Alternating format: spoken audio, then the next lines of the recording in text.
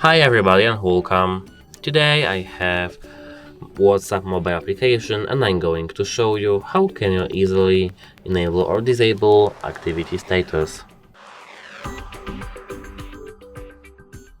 At first click on these three dots at the top and then click on settings.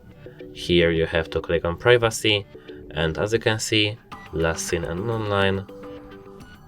You have to click on this and here, who can see my last seen? You can imagine from my contacts to everyone, my contacts except or nobody.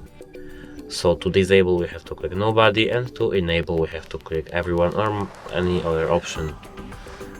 As you can see, who can see me when I'm online, same as last seen and everyone.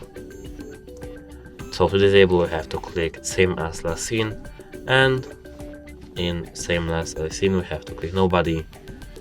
And that's it. Hope it helps you. Goodbye.